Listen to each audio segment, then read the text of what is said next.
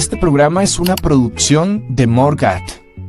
Suscríbete a nuestro canal y síguenos en todas nuestras redes sociales.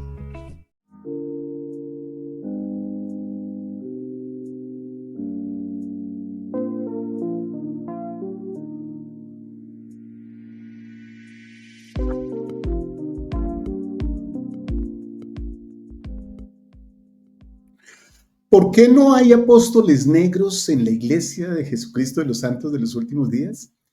Bienvenidos, mis queridos hermanos y hermanas y amigos, a este programa de preguntas y respuestas con su hermano Walter Posada, aquí en More God Foundation. Recuerden que More God es una organización non-profit, una organización sin ánimo de lucro, y contamos con ustedes para seguir haciendo todos estos contenidos, todos estos programas y todos los programas que vendrán más adelante. Es mucho el recurso que se requiere para hacer todo esto. Contamos con ustedes, así que pueden hacer sus donaciones allá abajo. Hay unos enlaces o nos dejan un mensaje, nos preguntan cómo lo pueden hacer y con gusto lo hacemos. Recuerden que si no quieren perderse ningún contenido, pueden verlo suscribiéndose aquí al canal, por allá o por allá. Se suscriben, activan la campanita y ya tienen acceso a todos nuestros contenidos. Todos los días, de lunes a viernes, tenemos nuestro club de lectura. Así que estamos todos los días ahí a las 8 de la mañana, hora de Colombia, muy juiciositos, muy puntuales. Ustedes nos pueden encontrar ahí para leer con nosotros y aprender muchas cosas. Este es un mensaje especial para los jóvenes solteros o casados de 18 a 35 años de edad. Voy a dar una clase virtual con el sistema educativo de la iglesia. Una clase en la que pueden asistir todos los que tengan de 18 a 35 años solteros o casados. Si tal vez ya tienes más de esa edad y conoces a alguna persona o tienes algún hijo, nieto, primo, sobrino, puedes decirle que participe de esta clase desde donde esté. Solo que me escriban también ahí al WhatsApp, a los WhatsApp de nuestros grupos y les decimos cómo conectarse. Vamos a estar todos los miércoles ahí a las 7 de la noche, hora de Colombia, en esa clase virtual. Ahí los esperamos a todos. Ese es un anuncio ahí que les hacemos a todos. Muy bien, mis queridos hermanos y hermanas. Empezamos este programa de hoy. Recuerdo, las clases, claro, las clases de Ven, Sígueme. Miren, aquí está. Todos los domingos, muy tempranito, sale la clase de Ven, Sígueme, de Doctrina y Convenios, a las 7 de la mañana, y la clase de Ven, Sígueme Express con nuestra querida Liz sale ahí todos los domingos también para que ustedes la puedan ver. Muy bien, queridos hermanos y hermanas. ¿Por qué no hay apóstoles negros en la iglesia? Esa es una de las muchas preguntas o de las 6 o 7 preguntas que contestaremos el día de hoy. Recuerden que las preguntas las contesto directamente de las escrituras. Utilizo fuentes para contestarlas de las escrituras, de los manuales de la iglesia, de los manuales generales de la iglesia y también de algunos portales confiables y fidedignos que tienen que ver con cosas también del evangelio. Si hay algún consejo, lo doy como de manera personal y tengo todo el derecho de darlo y también ustedes tienen todo el derecho de aceptarlo o no. Yo les digo cuando sea un consejo, pero generalmente cuando responda preguntas, les voy a responder las preguntas basadas en las cifras, en las estadísticas o en sitios de la iglesia. ¿Listo, mis queridos hermanos y hermanas? Entonces, empecemos de una vez. ¿Qué les parece si vamos de una vez con la primera pregunta de hoy? La primera pregunta de hoy es esta, mis queridos hermanos. Miren, permítanme, ya la coloco aquí en pantalla. Es esta. Permítanme, aquí está. ¿Cuántos templos tenemos hoy en día? ¿Cuántos templos tenemos? Bueno, esa es una pregunta que nos hacemos porque en cada conferencia estamos oyendo anunciar nuevos templos, nuevos templos. Entonces, la respuesta es sencilla, miren. Actualmente, la Iglesia de Jesucristo de los Santos de los Últimos Días tiene 172 templos en funcionamiento, 172 templos en funcionamiento. Tiene 50 templos en construcción, o sea que se están haciendo esos templos. Tiene 89 templos anunciados. Eso significa que hay un total de 301 templos en este momento. Así que ahí les dejo esas cifras.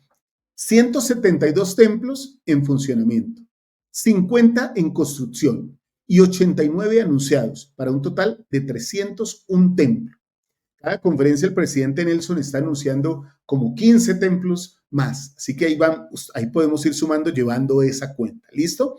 Esa pregunta es fácil gracias a Carmen Lucía Gelbes, Carmencita, que nos escribiste, nos enviaste ese mensaje, un fuerte abrazo y gracias por tu pregunta. Una pregunta muy interesante. Vamos con la pregunta número 2 del día de hoy. Esta pregunta nos dice lo siguiente, permítanme, la colocamos aquí en pantalla. Esta pregunta que nos dice lo siguiente. Las escrituras, dice esta pregunta, las escrituras hablan de que vamos a volvernos a reunir con nuestro cuerpo en la resurrección. O sea que tuvimos cuerpos antes de venir aquí a la tierra y que los dejamos para tomar el que tenemos aquí en la tierra.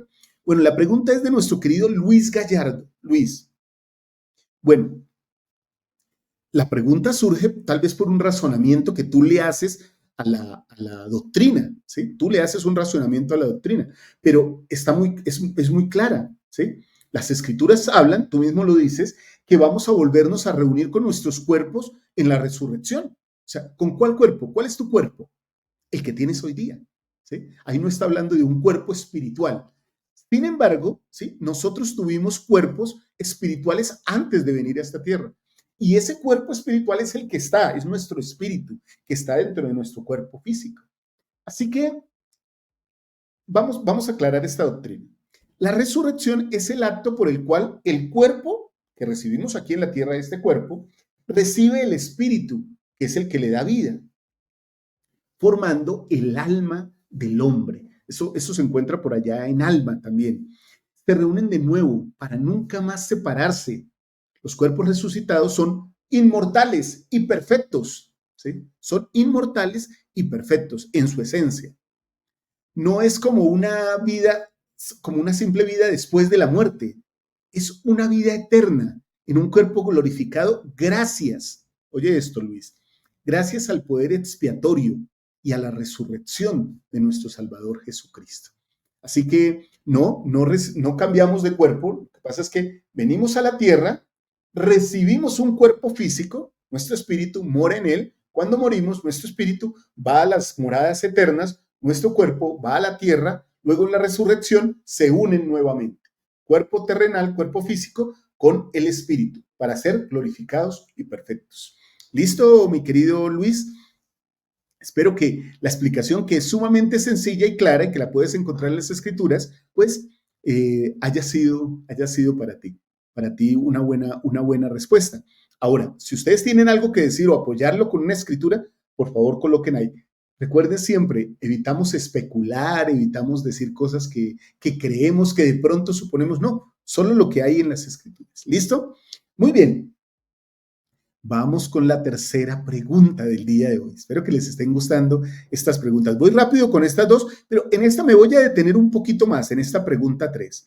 Esta pregunta 3 nos habla del día de reposo, nos la hace Jaime Bravo. Gracias, Jaime, por tu pregunta. Dice, ¿domingo día de reposo? Nos pregunta Jaime. ¿Dónde dice eso en las escrituras? Bueno, basta un sencillo, un simple estudio de las escrituras y vas a poder entender esto, mi querido Jaime. El día de reposo, inicialmente, como se vive en el Antiguo Testamento y como se vivió en el Antiguo Israel, hasta los tiempos de Jesucristo, fue siempre en sábado. De hecho, el término sábado, o como nosotros lo conocemos, Sabbat, significa reposo, ¿sí? Era el séptimo día. 6 días trabajarás y el séptimo descansarás. El séptimo, ¿sí? Sabbat. Ahora lo guardamos el día domingo.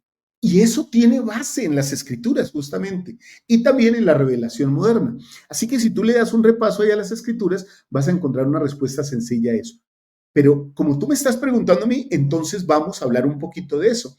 El libro de Mormón y la Biblia no aparece explícitamente un mandamiento que diga, desde ahora el día de reposo será el día domingo, porque a veces queremos que todo sea como claro, ¿no?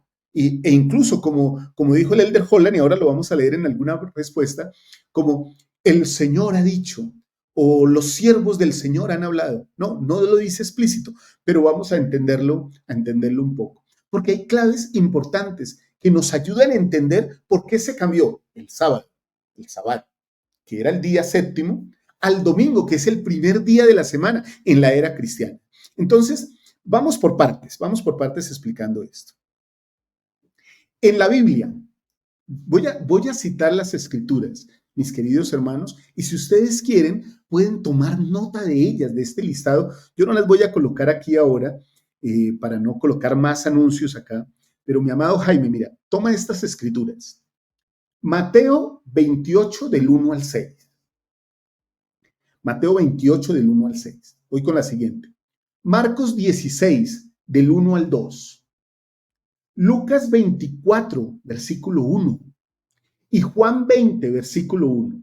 Todas esas escrituras nos dicen que Jesucristo resucitó el primer día de la semana, o sea, el domingo. ¿Sí? Ahora, ¿qué tiene que ver eso con que el día de reposo sea en domingo? Bueno, los primeros discípulos, o más bien para ellos, esto fue un acontecimiento muy importante. Y para nosotros, la resurrección de Jesucristo, junto con toda su expiación, es el acontecimiento más importante de toda la historia. Entonces, por eso se hace tanto énfasis en este bloque de escrituras que te di, 1, 2, 3, 4 escrituras del Nuevo Testamento, donde nos muestra que Jesucristo resucitó el primer día de la semana. ¿Listo? Ahora, hay una segunda cosa, una segunda parte. Los discípulos entonces empiezan a reunirse el primer día de la semana, como celebrando esa conmemoración de la resurrección de Jesucristo.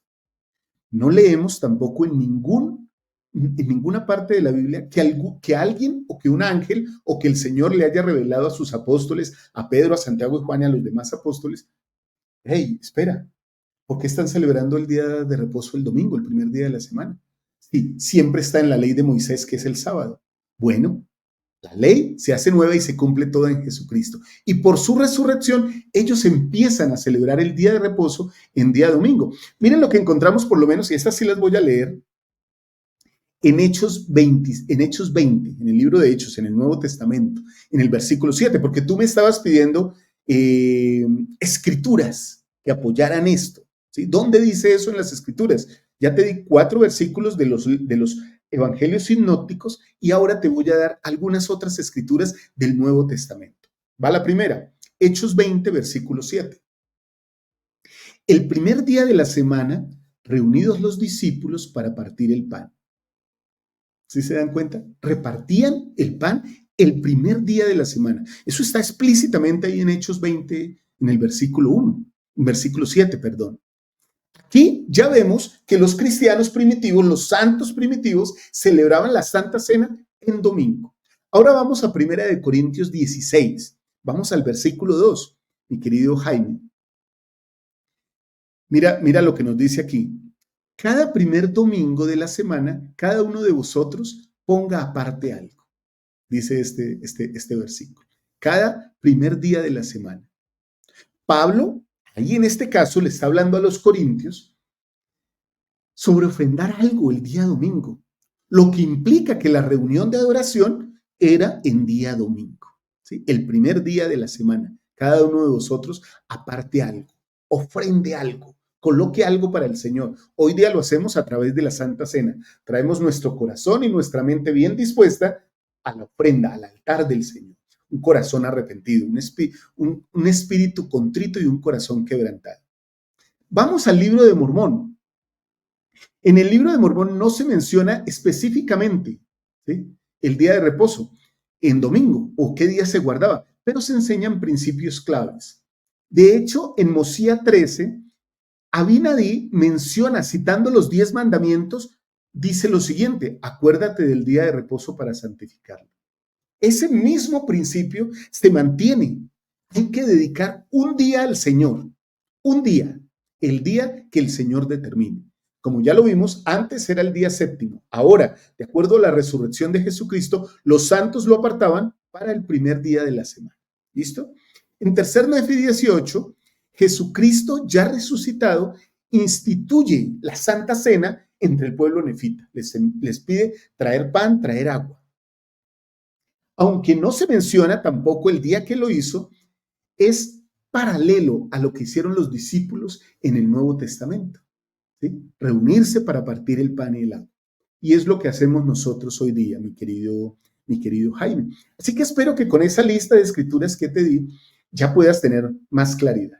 Ahora, uno podría surgir aquí una pregunta, ¿no? Bueno, entonces, ¿quién dijo que debería ser el domingo? ¿Quién lo dijo?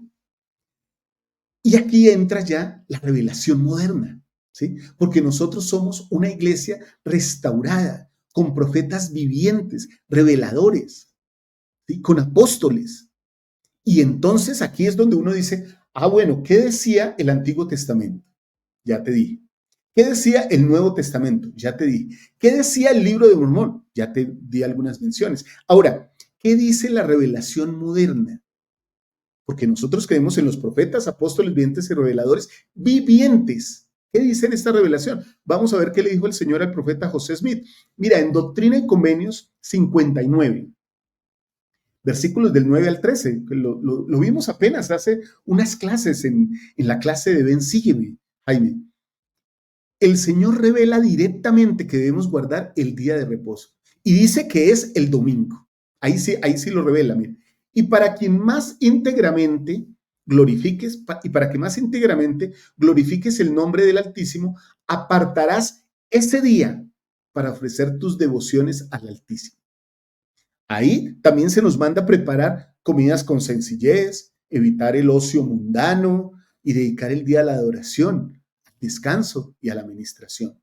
Entonces, ¿por qué? Entonces ya unimos todo esto. Entonces, ¿por qué cambian el día de reposo del sábado al domingo? El sábado, vuelvo a decirte, era el día de reposo bajo la ley de Moisés, recordando la creación. ¿Recuerdas? El Señor creó la tierra y todas las cosas en un espacio, en un periodo de 6 días simbólicos, digámoslo así, porque sabemos también por revelación que no eran los días como de 24 horas que tenemos ahora, sino días como periodos. En cada día de esos el Señor prepara partes de su creación y el séptimo día descansa. Así que todo el día de reposo bajo la ley de Moisés se hace recordando la creación y el descanso de ese día del Señor que creó todas las cosas, que es el mismo Salvador Jesucristo, que ya en el Nuevo Testamento él mismo cumple la ley y con su resurrección en domingo, ¿sí?, habilita literalmente a los cristianos para celebrar ese día como el nuevo día santo, en memoria de la nueva creación, digámoslo así, que es la resurrección, la nueva creación del cuerpo, la resurrección y su victoria sobre la muerte, querido Jaime. En resumen, el domingo es el día del Señor, porque ese día Él venció la muerte y nosotros lo honramos con adoración, servicio y también con descanso. ¿Listo, mi querido Jaime? Entonces ahí te di una serie de pautas, de escrituras, de versículos, para que puedas ya tú hacer un estudio más personal. Y seguramente con esas escrituras y con esto que te he contestado aquí, pues vas a encontrar otras cosas que te apoyen más y que te den más respuestas a todo lo que yo te estoy dando. ¿Listo? Gracias por tu pregunta. Me encanta esa pregunta la he contestado casi de la misma manera desde que era un jovencito misionero. Imagínate, Jaime, ya no quiero decir, hace muchos años, cuando tenía 19 años, presté el servicio misional. Imagínate cuánto tiempo llevo contestando esta pregunta literalmente de la misma manera que la he respondido contigo. Si ustedes, hermanos, tienen algunas escrituras adicionales que nos puedan ayudar a reforzar este concepto, claro que aquí las pueden colocar abajo en sus comentarios. Vamos con la pregunta número 4, y esta es una pregunta muy recurrente que se hace en la iglesia, ¿sí? Y no la hacen solo las mujeres, también la hacen los hombres, y esa pregunta se hace en todos los países. Yo voy a dar mis puntos de vista personales y voy a utilizar también, lógicamente, palabras de los profetas y de manuales de la iglesia. Esa pregunta nos dice lo siguiente: ¿por qué las mujeres no pueden ser obispos o presidentas de congregaciones? ¿Por qué las mujeres no son obispas o presidentas de barrio? Esa es la pregunta completa, ¿no? La pregunta tiene dos partes. ¿Por qué las mujeres no pueden ser obispos? ¿Sí? Podría ser ahí, hasta ahí una pregunta. ¿Y por qué no pueden ser presidentas de congregaciones? Son presidentas de congregaciones, dirigen congregaciones de mujeres jóvenes, de mujeres adultas llamadas Sociedad de Socorro, son presidenta de la Sociedad de Socorro, presidenta de las mujeres jóvenes. Y aún las mujeres dirigen congregaciones en las que solo hay niños, las presidentas de la primaria. Ahora, esas congregaciones que dirigen las mujeres son parte de una congregación general, donde asisten hombres y mujeres de todas las edades. Hay que aclarar y recordar esto. En la Iglesia de Jesucristo, el sacerdocio es la autoridad para actuar en el nombre de Dios. Y el Señor mismo, por medio de las Escrituras y los profetas en los cuales creemos, ha designado a los hombres como poseedores de ese sacerdocio. Es a quien les confiere el sacerdocio. El sacerdocio es conferido a los hombres. Esto lo voy a decir un poco más adelante, pero esto no ha cambiado. El Señor mismo ha utilizado ese modelo desde la creación de la tierra, desde Adán, ¿sí? A Adán se le dio la autoridad y así a todos los apóstoles y profetas se les dio la autoridad a ellos y no a sus esposas. Así que este concepto de pronto erróneo que a veces se tiene y se dice como, es que eso es algo que se inventaron los santos de los últimos días y esa es una cuestión machista, ¿no? Así ha sido siempre y así lo ha decretado el Señor. Ahora, para tener esa autoridad, debe cumplir ciertos requisitos. Para que los hombres tengan esa autoridad, se deben cumplir ciertos requisitos. Sin embargo, eso no significa, y es importante que tengas esto en cuenta, Raúl, mi amado Raúl Soto, que es quien nos hace esta pregunta, que las mujeres no estén o estén más bien menos capacitadas o que tengan menos valor o que son menos importantes. Todo lo contrario. Yo solo voy a contar una parte pequeña aquí de una historia personal. En alguna oportunidad iba a ser llamado a ser parte de una presidencia y estaba una autoridad general entrevistándonos a los hombres. Y nos entrevistó porque los hombres somos los poseedores del sacerdocio. No porque lo hayamos pedido. De hecho, yo entré a la iglesia, yo nunca lo pedí y no he oído que ningún hombre lo pida. Es porque el Señor lo decretó así desde los principios de la tierra. Pero cuando me fueron a dar el llamamiento, me dijeron, falta una parte muy importante. Y es que su esposa esté de acuerdo. Mira esto, que su esposa esté de acuerdo. Entonces llamaron a mi esposa, la pusieron a mi lado y le preguntaron si ella estaba de acuerdo. Y hasta que ella no manifestó que estaba de acuerdo, entonces no me extendieron el llamamiento. Miren la autoridad, digámoslo así, el valor, ¿sí? Y el lugar que tiene la mujer en la iglesia. Un hombre, literalmente en la iglesia, no puede desempeñar ningún llamamiento de liderazgo pequeño, mediano, grande, ¿sí? Hablando de responsabilidad, un profeta, una autoridad general, sin que su esposa esté de acuerdo y dé el visto bueno. Miren lo importante y lo vital que es esto. Ahora, aclaremos este concepto, porque tampoco hablamos, es que los hombres dependen de las mujeres, es que las mujeres dependen de los hombres. Mis amados hermanos, es así, ¿sí? Hombre y mujer serán una sola carne. Las mujeres en la iglesia tienen la autoridad. Aunque no se ordenan a los oficios del sacerdocio, las mujeres ejercen la autoridad que les delega ese sacerdocio bajo la autoridad de alguien que preside. ¿Sí? De esa manera las mujeres presiden organizaciones como lo decía hace un rato, la Sociedad de Socorro, las mujeres jóvenes, la primaria. ¿Sí? Cuando una presidenta es llamada y puesta aparte por un poseedor del sacerdocio, ella actúa bajo la autoridad divina. Así que yo he estado en muchas reuniones siendo un poseedor del sacerdocio que he sido ministrado, instruido y capacitado por buenas hermanas de la iglesia. Buenas hermanas, algunas que no conocía y otras que conozco perfectamente y son las que me enseñan. En muchos casos, muchos poseedores de sacerdocio, cada domingo en la iglesia nos sentamos a escuchar buenos discursos en las reuniones sacramentales de jovencitas, de niñas y de mujeres adultas.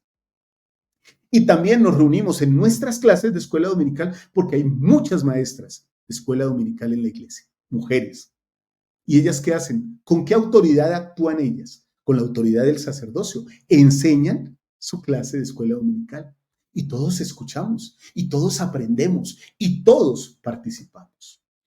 Esto lo enseñó claramente el presidente Dallin H. Oaks. Te voy a dar, Raúl, algunas citas. Mira, presidente Dallin H. Oaks en la conferencia de 2014 dijo lo siguiente: las mujeres ejercen la autoridad del sacerdocio en sus llamamientos cuando son apartadas y actúan bajo la dirección de líderes que poseen las llaves del sacerdocio, ¿sí? Así que es como que ellas tienen esa autoridad, ¿sí? Ahora, uno podría hacer como una comparación aquí, como un equilibrio. Como tiene un diferente rol, eso es igual a que tiene menos valor. Como hace esto, entonces tiene menos valor. Y podría uno decir así, Raúl, aquí, abiertamente, como siempre lo digo, padre y madre. Padre, mucho valor. Mujer, poco valor. No, así no sucede. Al contrario, padre y madre dirigirán sus hogares, ¿sí? Se ayudan, son ayuda idónea. Cuando algo es idóneo, es que es lo adecuado, el uno para el otro, ¿sí? A veces se dice, la mujer es la ayuda idónea del hombre. Yo, y esto sí ya lo digo de mí, yo creo que ambos son la ayuda idónea, cada uno del otro. Así que la iglesia, y en la iglesia enseñamos, como yo lo estoy enseñando aquí, y como yo lo enseño a través de mis clases y lo enseñan los manuales de la iglesia y las escrituras, y serán una sola carne, varón y hembra, hombre y mujer, ¿sí? Estarán juntos, ¿sí? Crearán familias. Eva misma enseña desde la creación del mundo, ¿sí? Que gracias a su transgresión ahora ven, ¿sí? Y pueden comprender el divino plan de salvación, ¿sí? Y dice por allá en Moisés, la perla de gran precio, y Adán trabajaba y Eva se afanaba con él, ambos de la misma manera con valor, pero con distintas responsabilidades dentro del plan divino de Dios. Así que la división de funciones no significa una disminución de la dignidad o la capacidad ni de los hombres ni de las mujeres, sino que son iguales. Por ejemplo, vamos otra vez a la familia. En la familia también hay roles complementarios, pero eso no hace que nadie sea menos importante. Yo conozco hogares donde hay buenas hermanas que se encargan de todos los asuntos de la casa. ¿Sí? Qué bien. Pero también conozco muchos hogares santos de los últimos días donde hombres se encargan de los asuntos de la casa. ¿Uno de los dos es menor que el otro por encargarse de los asuntos o la crianza de los hogares? Para nada. Ambos son iguales. Entonces, podríamos decir, las mujeres no lideran congregaciones, que tú me preguntabas también eso, pues lo mismo sucede con la estructura eclesiástica, ¿sí? Lo mismo que sucede en el hogar. A veces dirige el hombre, a veces dirige la mujer. Otra vez voy a darte un ejemplo personal. A veces mis hijos llegaban a su mamá, ¿no? Llegaban a Martica y le decían, mami, ¿puedo hacer tal cosa o puedo ir tal cosa? Y entonces ella les preguntaba, ¿qué dijo su papá? ¿Qué les dijo su papá? ¿Sí? No, mi papá me dijo que no me permitía ir. Ella decía, entonces no tengo nada que decir. Si él dijo, ya está bien. Es como él dijo. Y a veces era viceversa. A veces le iban y le preguntaban a ella primero, porque decían, tal vez ella nos quiere más o es más blandita, qué sé yo, ¿sí? Por el amor de las mujeres. Entonces iban y ella decía, no. O decía, sí. Y venían, papi, voy a ir a tal lado. Yo les preguntaba, ¿qué dijo su mamá? Entonces ellos decían, no, me dijo que sí. Bueno, si ella dijo que sí, está bien. No, me dijo que no, entonces no puede decir. ¿Sí? Sí, somos de complementarios. Lo mismo sucede en la iglesia. No como obispos, ni como obispas, podría decir uno, pero sí de muchas maneras. ¿Sí? Presiden organizaciones con cientos de mujeres. Yo he sido citado, hermanos, a capacitaciones con cientos de mujeres, ¿sí? Donde yo he hablado. Y también he estado en congregaciones donde mujeres con cientos de personas nos han capacitado a nosotros. Aquí nomás, en Morgat, le damos una prelación grande a las mujeres. Mi hija Liz enseña muchos contenidos de los que ustedes ven aquí, de la misma manera que yo lo hago. Tiene la misma, entre comillas, autoridad para hacerlo. El ser mujer no le degrada en ningún momento su capacidad de enseñar. Incluso es así que estas mujeres presiden organizaciones y también predican incluso en las conferencias generales. Vemos a muchas hermanas dar discursos en las conferencias generales. ¿Qué discursos, por favor? Ahora estoy recordando un discurso de la hermana G, que por favor digo, wow, qué discurso. Son consejeras del más alto nivel también en las presidencias generales, ¿sí? En las presidencias destaca de Sociedad de Socorro de Mujeres Jóvenes de Primaria, en las presidencias de Sociedad de Socorro de Mujeres Jóvenes de Primaria en los barrios. Y en los consejos de barrio siempre deben estar las hermanas. Donde hay un obispo y unos consejeros y unos líderes del sacerdocio, también deben estar las hermanas. Y su voz debe ser escuchada con mucho cuidado y con mucha revelación y con mucha reverencia. Presidente Nelson, miren, les voy a leer una escritura que dijo el presidente Nelson, una frase que dijo más bien. Les suplico que acepten el don del Espíritu Santo y lo usen. El Señor necesita que ustedes hablen y actúen. Eso le dijo el presidente Nelson a las mujeres apenas ahorita en la conferencia general de 2018, bueno, hace 7 años, pero es una época cercana. Entonces, alguien podría pensar, bueno, ¿y por qué no cambiamos esto? Entonces, ¿por qué no dejamos que las mujeres también sean obispos o sean presidentas? Hermanos, porque nosotros creemos en la doctrina actual que el Señor fue quien determinó el patrón que nos rige. Es un patrón, es una norma establecida por el Señor. No es algo ni cultural ni de tradición humana. Es un asunto de orden divino. Y yo creo que cuando ya lo miramos así, esto viene de Dios. Es un asunto divino que ha sido revelado por los profetas y apóstoles que han dicho que el orden viene por revelación directa.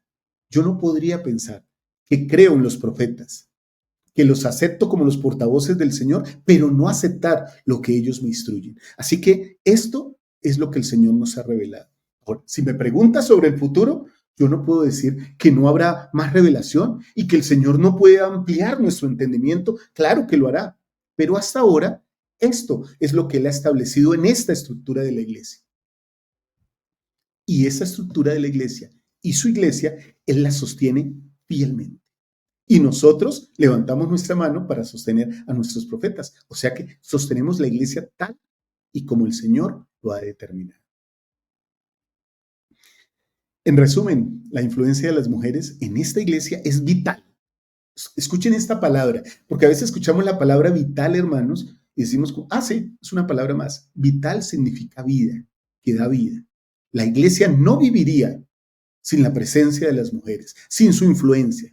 Su influencia es reveladora y espiritual y es absolutamente, oigan esto, esencial para el funcionamiento de la iglesia y del reino de Dios. Así es. Así que, bueno, espero haberles contestado o haberte contestado, Raúl, y a todos ustedes, mis amados hermanos, esta pregunta. Sus comentarios aquí abajo. Tengan cuidado, si van a hacer comentarios, que no vayan contra la doctrina del Señor, ¿no? ¿Sí? Y tengan cuidado también con no especular. Esto es lo que ha dicho el Señor. Y aún leemos a profetas sobre lo que el Señor ha determinado. Muy bien, vamos con la pregunta número 5. Dejen sus comentarios ahí. Gracias por acompañarme. Bueno, pero antes de ir a la pregunta número 5, mis queridos hermanos, recuerden que More God es una fundación sin ánimo de lucro, una organización non-profit.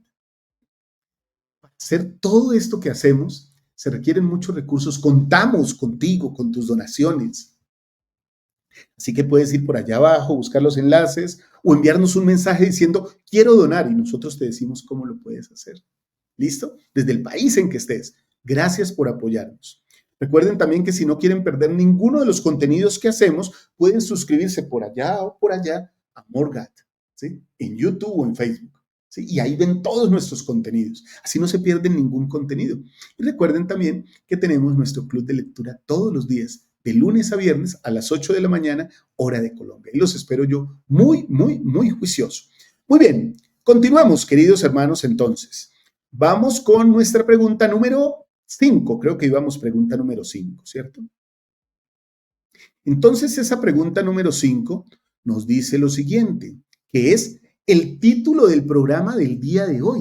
Este es el título del programa del día de hoy, ¿sí? ¿Por qué no hay apóstoles negros en la iglesia? ¿Sí?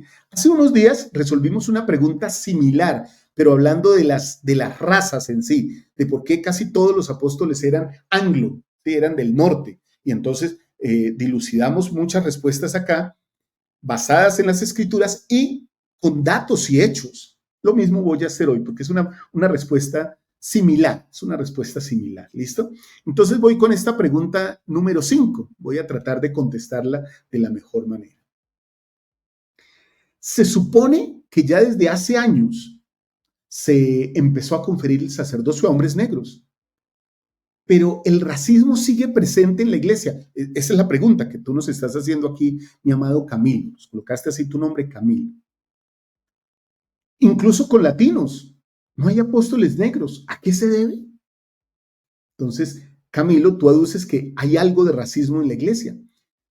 Yo voy a partir de un concepto más bien sociocultural, porque a veces las personas levantan la mano y dicen, en la iglesia hay racismo. Si me permites, yo voy a ampliar ese círculo. Casi en todo el mundo todavía hay racismo, y lo digo con tristeza, y casi en todas las organizaciones. Y es posible que alguien encuentre, aún en la iglesia de Jesucristo, no en la iglesia como organización, sino en la iglesia como miembros, algo de racismo. Yo he oído que miembros pueden denigrar de otros por su lugar de origen o por su raza. ¿Sí? Y eso no está bien. ¿Sí? Eso no está bien. Pero eso no pasa solo en nuestra organización, puede que pase en otras. Ahora, yéndonos directamente a esto de por qué no hay apóstoles negros, vamos al contexto histórico. Hablemos un poquito de esto.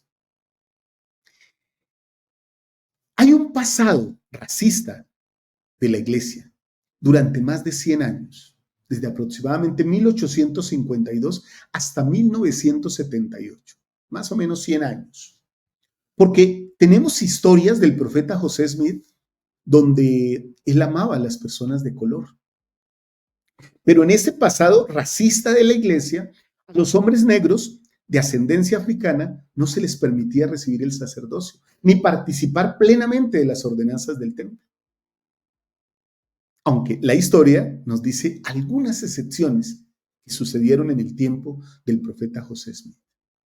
Aclaramos y decimos hoy día enfáticamente, eso no forma parte del evangelio original de la iglesia, ¿sí? Porque los hombres podemos cometer errores. Fue una política implementada durante el liderazgo de Brigham Young, del presidente Brigham Young, y no está basada en las escrituras reveladas del Señor. O sea, uno no encuentra una justificación para hacer eso. Y los profetas modernos nos enseñan que no hay una justificación doctrinal para esa restricción. Eso es importante que lo tengamos claro, ¿sí? Esos son de esos errores organizativos, no sé si está bien, organizacionales más bien, ¿sí? Que la iglesia cometió como organización porque algún líder, en este caso el presidente Brigham Young, aplica su posición personal a algo y los demás siguen actuando de esa manera. En junio de 2020, la iglesia sacó una declaración oficial. Y en esa declaración dice enfáticamente lo siguiente, mis queridos hermanos. La iglesia condena el racismo pasado o presente. Y yo, no es que agregue aquí porque no puedo agregar, pero voy a decir, si condena el racismo pasado que sucedió dentro de la iglesia y en todo el mundo, y el presente dentro de la iglesia y en todo el mundo, también condenará el futuro dentro de la iglesia y en todo el mundo. No está bien el racismo. Ahora hablemos de qué pasó en 1978. En ese año, bajo la dirección del presidente Spencer W. Kimball, el Señor manifestó cuál era su voluntad. El presidente Kimball recibe una revelación que es histórica. En la declaración oficial número 2 que se encuentra anexa a Doctrina y Convenios, está entre comillas, el Señor ha manifestado que la larga espera prometida y ese día ha llegado. ¿Sí? Ha llegado ese día. Ustedes lo encuentran ahí en la declaración oficial número 2. La encuentran perfecta ahí. Desde ese entonces, mis queridos hermanos, yo no viví ese tiempo en el 78. Yo apenas había, si acaso, nacido. Yo no viví ese tiempo de hombres morenos no recibir el sacerdocio. Es posible que hasta yo mismo no lo hubiera recibido, no sé. Mi papá era más moreno que yo. pero yo soy un hombre moreno, entonces de pronto, de acuerdo a esas situaciones, de pronto hasta yo no lo hubiera recibido, pero desde ese entonces, desde 1978, todo hombre digno puede recibir el sacerdocio, sin importar su raza o etnia. Y las familias negras también pueden participar plenamente de las ordenanzas del templo. Entonces y hoy la iglesia es diversa, sí, y cada vez es más diversa. Voy a comentarte, querido Camilo. Hay 70 autoridades generales negros y de muchas nacionalidades. Hay 70 autoridades generales de Brasil, de África, de Haití y otras más. Hay millones de miembros negros en África, aquí en el Caribe, en Colombia, Venezuela, Panamá, Costa Rica, toda la parte del Caribe, Haití, Cuba, ¿sí? Todo, ahí hay muchos miembros. Y en África del Sur también, donde también tenemos mucha ascendencia negra, africana. La iglesia está creciendo rápidamente en lugares donde la mayoría de la población es negra. Y muchos de los líderes de la iglesia en esos lugares también son negros. Porque ¿por qué habría de llamarse a otros si esos son los líderes de ahí, los miembros de ahí? Sin embargo, en el quórum de los 12 apóstoles sigue siendo mayoritariamente blanco, de raza blanca, lo cual refleja en parte la historia de la iglesia y de sus centros de crecimiento. Porque recuerda esto, Camilo, esto no tiene que ver con el racismo en sí. La iglesia creció en los Estados Unidos, en Utah, donde una gran cantidad de su población es blanca, pero también abre la puerta para conversaciones futuras, todo esto. ¿Por qué aún no hay un apóstol negro? Uno podría preguntarse, no, pero ya deben llamar un apóstol negro. Eso sería así, querido Camilo, si la iglesia fuera dirigida por hombres. ¿Sí? Porque hay en otras organizaciones donde dice, se va a llamar a un líder negro, seguramente, porque tiene que haber inclusión. Todo eso está bien, que la haya, pero es que esta iglesia no la dirigen hombres, al menos en la parte espiritual y divina la dirige el mismo Salvador Jesucristo, a través de sus apóstoles y sus líderes.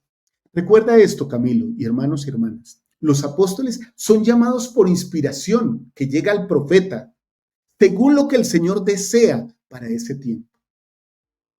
Porque creemos en la revelación, ¿cierto? Sostenemos al profeta como el vidente revelador. Eso incluye mucha sabiduría de esas personas que son llamadas, mucha experiencia, también la disposición espiritual de su corazón, su deseo de servir y muchas cosas que no siempre vemos desde afuera. A veces incluso me atrevo a pensar que algunos hombres son llamados porque necesitan ser llamados, ¿sí? Y esto lo digo con todo respeto, aún de autoridades. Algunas veces muchos hombres son llamados, en la mayoría de los casos de hecho, y ellos estarán de acuerdo conmigo, esto es una opinión personal, pero en muchos casos son llamados porque necesitan ser llamados, no porque sean los mejores. Recuerda eso también, ¿sí? Ni porque sean superiores a otros. Muchos creemos y esperamos sinceramente que llegará el día en que habrá hombres negros llamados como apóstoles. ¿Por qué no? Porque allá hay muchos hermanos de raza negra preparados, que son fieles y que tienen un gran espíritu de liderazgo. Entonces, cuando suceda, hermanos, cuando suceda que llamen a un hombre negro a los 12 apóstoles, tampoco empecemos a hacer conjeturas. Porque empiezan a hacerse cosas diversas, ¿no? ¿Y por qué ahora sí un hombre negro? Porque era el momento. Porque hubo un hombre preparado, un hombre adecuado. Y no importa si es blanco, si es negro, si es amarillo, si es rojo, no importa. ¿Sí? Porque ya tenemos apóstol de ascendencia británica, europeo, apóstol de ascendencia alemana, el Elder Uftdorf, el Elder Kiron de Inglaterra, el Elder Uftdorf de Alemania. Tenemos de ascendencia asiática, el Elder Gong, ¿sí? Tenemos de ascendencia latina, ¿sí? Portuguesa, el Elder Soares. Hay mucha diversidad. Entonces, si hay señales de progreso, claro, hay muchas, están claras. Puedo mencionarles algunos. El Elder Sitati de Kenia es una autoridad general. Es uno de los primeros negros que se llamó a ser autoridad general. El elder Peter Johnson, que es de Alabama, es afroamericano y también fue llamado como 70 general. Y en África hay muchos líderes locales que presiden misiones, estacas, áreas de forma poderosa y juiciosa, con fidelidad. Así que, mis queridos hermanos, pues esa es mi respuesta, mi querido Camilo. Esperamos con fe que el liderazgo general refleje el rostro global de la iglesia cuando sea el tiempo del Señor. Nosotros creemos en eso y eso esperamos. Yo a veces pienso que vienen muchas cosas importantes para la iglesia. No solo de inclusión, hermanos, porque la inclusión será en el tiempo del Señor, cuando sea el tiempo del Señor y como deba ser en el tiempo del Señor. Todo de acuerdo con su voluntad.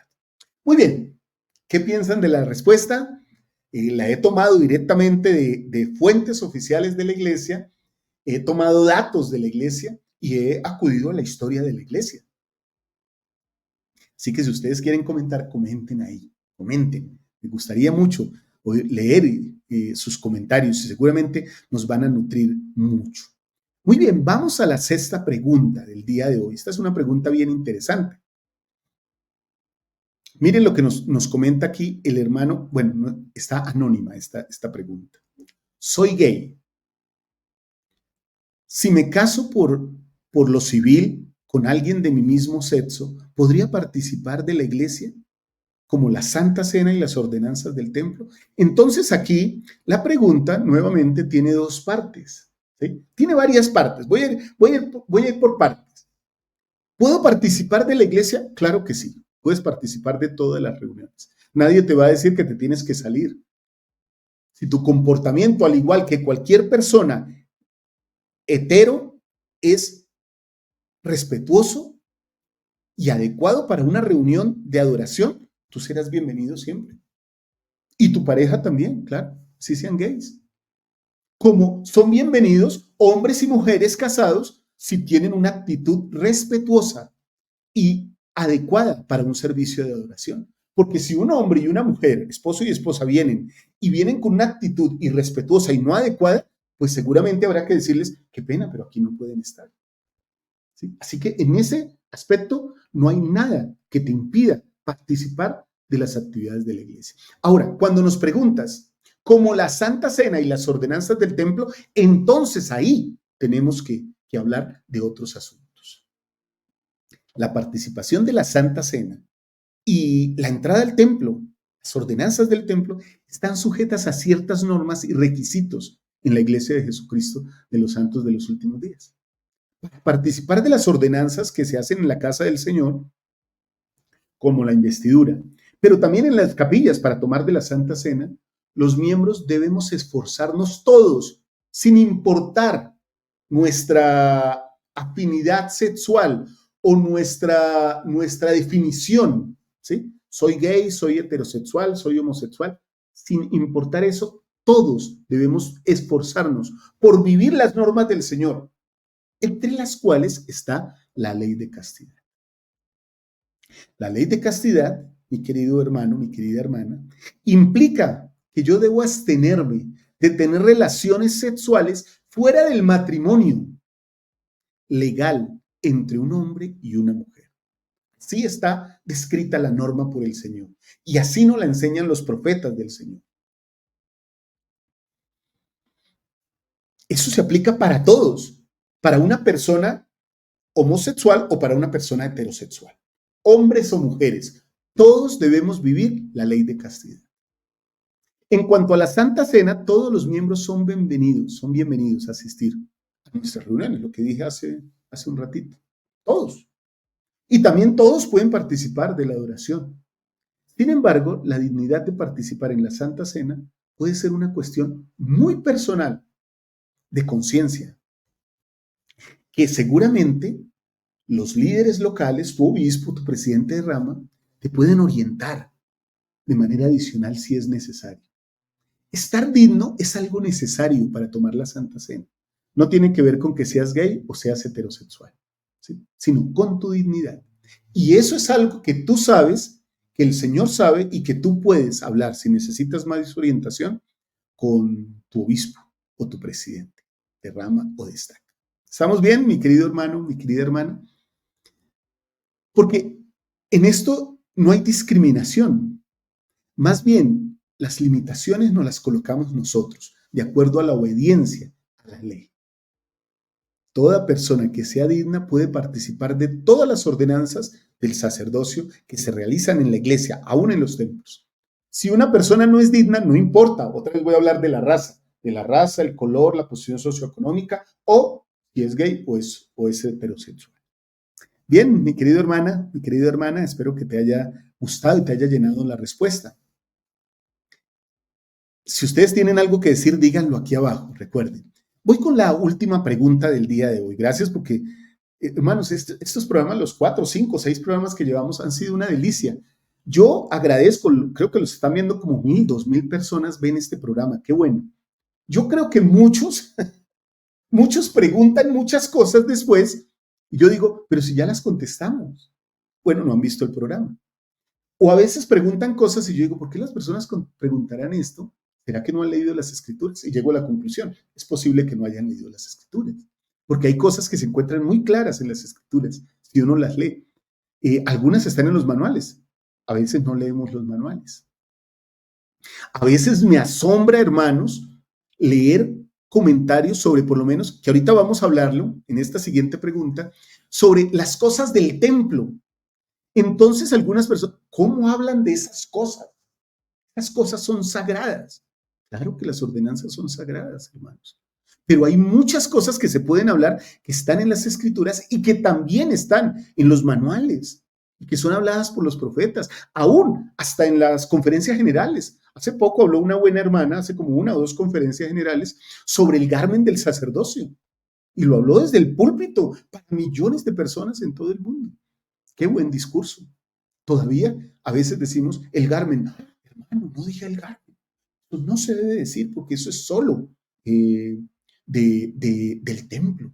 No, hermanos, hay cosas que podemos hablar. Lo que tú no puedes salir a hablar y a decir en el mundo y a voz en cuello es cada ordenanza que haces en el templo. Eso guárdalo para ti, eso es sagrado, eso es personal. ¿Sí? Pero bueno, vamos con la pregunta y tal vez van a notar, en esta respuesta van a notar muchas de esas cosas.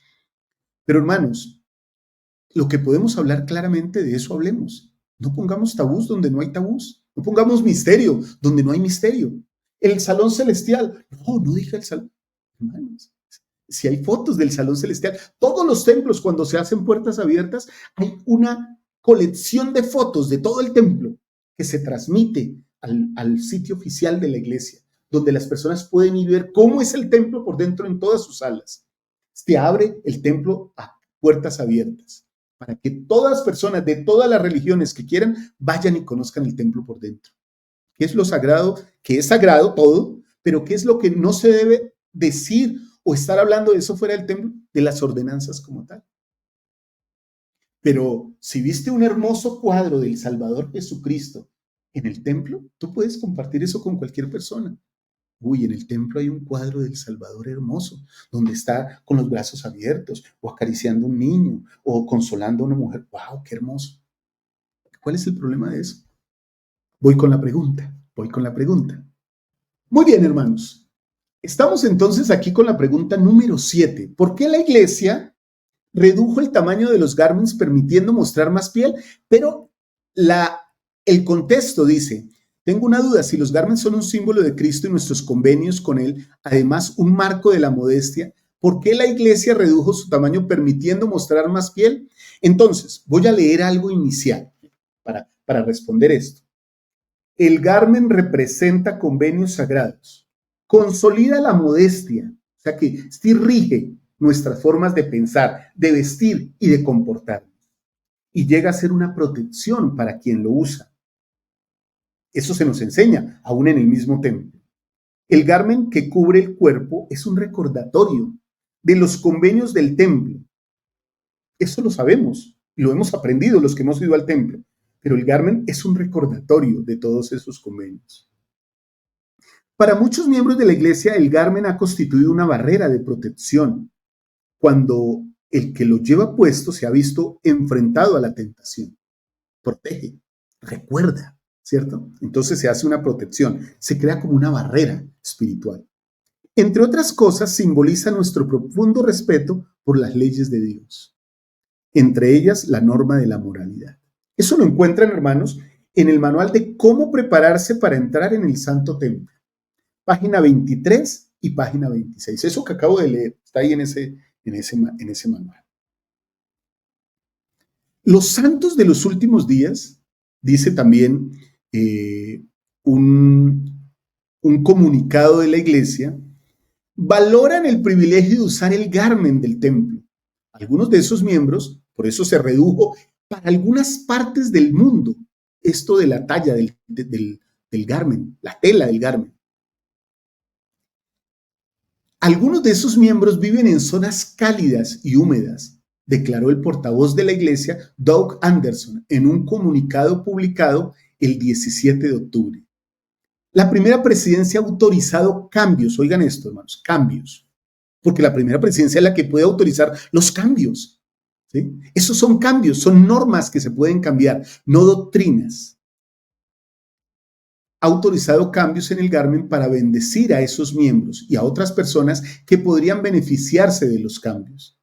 Más allá de eso, la iglesia no hace comentarios sobre asuntos del templo que se consideran sagrados, o sea, las ordenanzas. Se invita a otras zonas del mundo a no solicitar ese tipo de garmen. Esos garmen son para las zonas sumamente cálidas y húmedas. La iglesia ha mandado específicamente a esos lugares, ¿sí? No se invita a comprar de esos garmen en ninguna otra zona. Miren lo que dice el presidente Holland. Algunos de ustedes quizás lean este artículo con la esperanza de que responda a una pregunta específica sobre el garmen. Quizás deseen un "así dice el Señor" o incluso "así dicen sus siervos" sobre un asunto que les preocupa profundamente. Su pregunta podría surgir de una circunstancia personal relacionada con el empleo, el ejercicio y la higiene, el clima, la modestia, las instalaciones sanitarias o incluso una condición médica.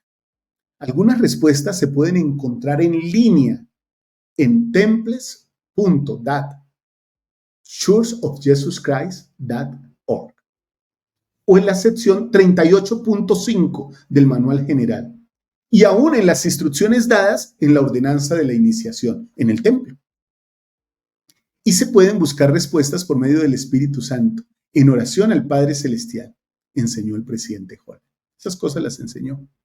Y dijo además, no, por favor, no me malinterpreten.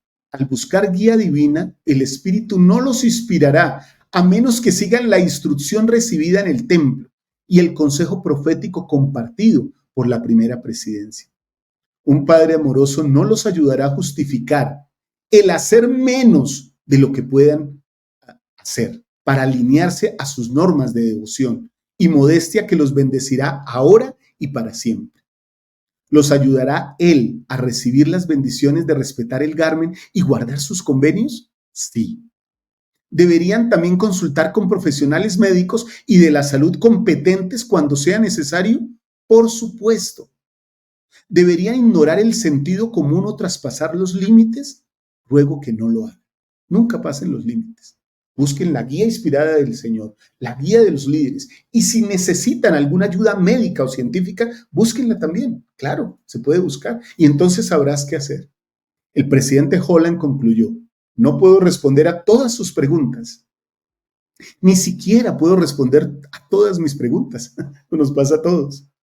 Pero sí puedo, como apóstol del Señor Jesucristo, prometerles la ayuda de un Dios amoroso que busca a cada uno de ustedes éxito y bendición de maneras que ahora no pueden comprender ni prever si cumplen los convenios que han hecho con él. Y entonces se dice que habrá especificaciones o implementaciones globales rediseñadas que continuarán hasta finales del 2025.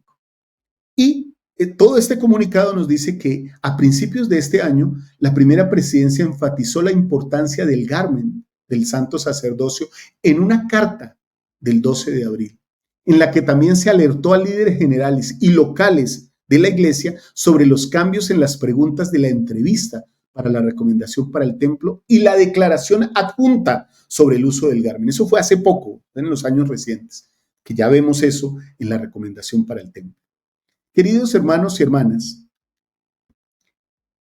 yo no creo que la iglesia se ajuste al mundo. Ese no es el plan de la iglesia, porque ese no ha sido el plan nunca del Señor. Me voy a ajustar al mundo para que el mundo me reciba. No, nosotros nos adaptamos al Señor. Pero el Señor, que es bondadoso y misericordioso, muchas veces permite que algunos nos adaptemos, porque esta es una iglesia viviente. Su iglesia es una iglesia viviente. Y Él entiende y pedirá a los santos hacer cosas de acuerdo con sus capacidades. Así que ojalá no pasemos los límites y ojalá no busquemos cosas que se adapten solo para nosotros, como que el Señor se debe preocupar solo de mí y por mí, ¿sí? Cuando hay instrucciones que son generales. Queridos hermanos y hermanas, creo que he dado mis respuestas el día de hoy. Personalmente testifico de la bendición que es usar el Garmin del Santo Sacerdocio, ¿sí? Y si alguien me pregunta, siempre lo invito a que lo haga y a que evite no utilizarlo en ninguna circunstancia, salvo las que usted mismo, hermano o hermana, sepa que pues no es adecuado tenerlo, ¿cierto? Muy bien, queridos hermanos y hermanas, creo que hemos terminado, hermanos, hemos terminado el programa de hoy. Muchas gracias por acompañarme. Espero que el Señor les bendiga. Todos sus comentarios ahí abajo, respetuosos, ojalá basados en las escrituras, en los manuales, en las declaraciones oficiales, en cartas oficiales. Necesitamos mucho tener claridad sobre todas las cosas. Para mí es un gusto. Recuerden que todos los jovencitos de 18 a 35 años que quieran participar en mi clase virtual del sistema educativo de la iglesia, la clase de institutos, lo pueden hacer. Me pueden contactar todos los miércoles, desde mañana miércoles. Estoy ahí a las 7 de la noche con ellos en Fundamentos de la Restauración. Así que los esperamos. También están nuestras clases, mis queridos hermanos. Si quieren repetir este programa, búsquenlo así, con esta pregunta: ¿por qué no hay apóstoles negros en la iglesia? Y ahí van a encontrar la respuesta a esa y a otras preguntas como las que hemos tratado el día de hoy. Muy bien, mis queridos hermanos y hermanas, muchas gracias por su compañía. Que el Señor les bendiga. Nos vemos nuevamente mañana muy tempranito, pero muy tempranito, en el Club de Lectura. Les amo con todo mi corazón. Espero que el resolver estas preguntas nos ayude a todos a ser al menos un poquito más semejantes a nuestro Salvador Jesucristo. Les amo con todo mi corazón. Chao, chao.